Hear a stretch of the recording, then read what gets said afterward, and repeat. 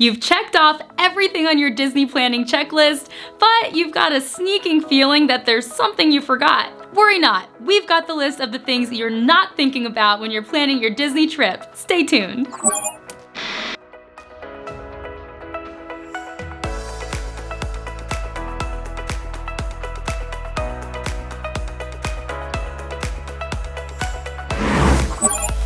What's shakin', Diz Nation?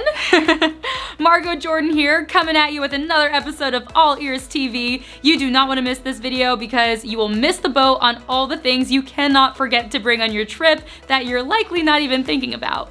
There are lots of things to consider when planning a vacation to Walt Disney World. Whether you're worried about the weather, traveling the parks with kids in tow, or just looking for the right resort, there are tons of things to keep in mind. With all that planning, it's easy to forget something important, so we are here to remind you. First, prepare your My Disney Experience app. The My Disney Experience app is your key to the kingdom at Disney World. It can hold your park ticket, advanced dining reservations, hotel reservation, and more. To help your vacation run smoothly, familiarize yourself with the app here and preload all of your travel group's reservations before leaving. You should also add everyone you're traveling with to your friends and family list so you can link up dining reservations and Disney Park Pass reservations. The My Disney Experience app will also allow you to do many of the contactless tasks that Disney is encouraging right now. This includes mobile ordering from quick service locations and checking into your table service reservations. It's also the app you'll use when booking a boarding group for Rise of the Resistance at Disney's Hollywood Studios. Secondly, plan break days and times. Scheduling breaks may have crossed your mind while initially planning your vacation, but we want to emphasize just how important it is to squeeze in moments of relaxation and sleeping. Disney World is not built for slow and steady. It has a very fast-paced feel. You're up at sunrise hoping to catch the early bus so you can make it to Magic Kingdom at rope drop. Then you're running from ride to ride, trying to get everything done in one day. On top of that, you may have to wake up early or stay out late for extra magic hours when they return, of course. It's definitely a marathon. The best thing you can do for yourself and for your group is to make time for well-earned moments of peace. Schedule at least one non-park day in the middle of your week if you can, and take breaks as often as you need them. If you don't stop to recover, you may not enjoy your vacation as much and may long for your bed in the middle of the day. Trust us, we know. Next up, plan for transportation time. This can mean the time it takes to get from your hotel to the park entrance, and it can also mean how long it takes to get from one attraction to the next. Plus, you have to factor in transportation time for dining reservations or park hopping. You gotta consider all of these forms of transportation when planning your vacation. It can bring on a lot of stress if you don't allow yourself ample time to transfer your group from one location to another. We suggest factoring in about 1 hour of travel time between your resort and the park entrance. This is especially true for guests driving to the Magic Kingdom. You have to consider how long it takes to park, then take the ferry boat or monorail. Also, allow yourself at least 15 to 30 minutes of travel time between each ride or dining reservation if you're crisscrossing the park or moving from land to land. If you're hopping to a different park, add about 1 hour for transportation.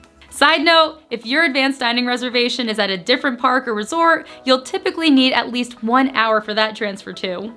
And another thing, the weather. You've most likely heard about the torrential downpours that Florida experiences during hurricane season and throughout the summer. Even so, we cannot emphasize enough how important it is to prepare for the dynamic weather in Orlando. We've advised time and time again to pack those ponchos. One minute the sun is burning you to a crisp, and the next it's like someone is dumping buckets of water on you. The rain at Walt Disney World is no joke. You should also consider the fact that it does get chilly in Florida. Usually the weather will cool down toward the end of December and through January and February. You may be expecting nice warm sunshine and be disappointed when you realize it's sweater weather. Always study up on the trending weather forecast for your upcoming trips. Let's now remind you about how much you will walk. A week at Disney World includes a huge amount of walking. Get your steps trackers ready because it's the most fun you'll have trying to get those steps in. Most guests rack up around 8 to 10 miles a day after a full day at the parks. The theme parks are behemoths, and you'll start to feel it once you make it from one side of World Showcase to the other at Epcot. Practice walking a little bit a day to prepare yourself for your days at Disney. This is yet another reason why we advise scheduling in break days. You should also pack comfortable shoes that you know are comfortable. Make sure you can walk long distances in your shoes without creating blisters or sore ankles. New shoes should be broken in before packing them in your suitcase. Also, don't forget the souvenirs! There are two big things to remember when buying a souvenir at Disney World. The first is to buy your souvenirs on your way out of the park.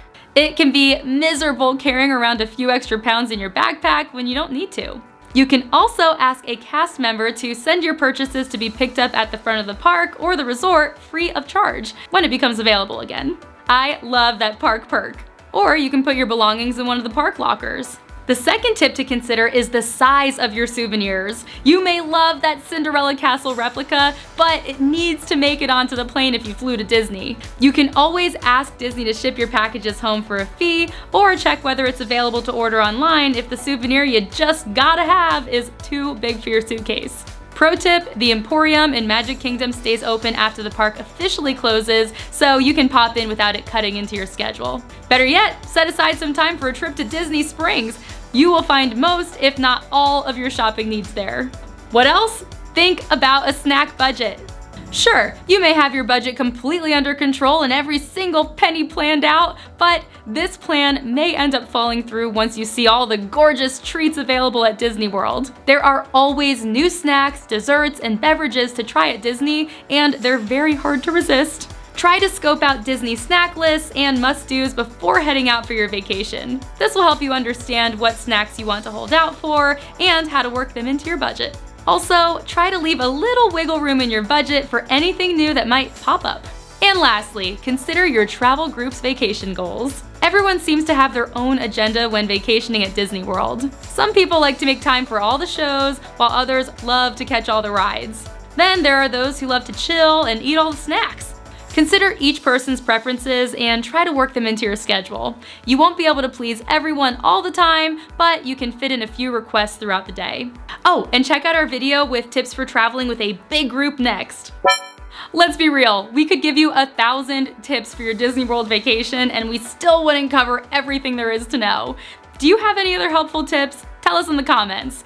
The best advice we can give is to stay extremely flexible while on vacation. You may have your entire trip planned down to the minute, but it could be easily interrupted by a multitude of things.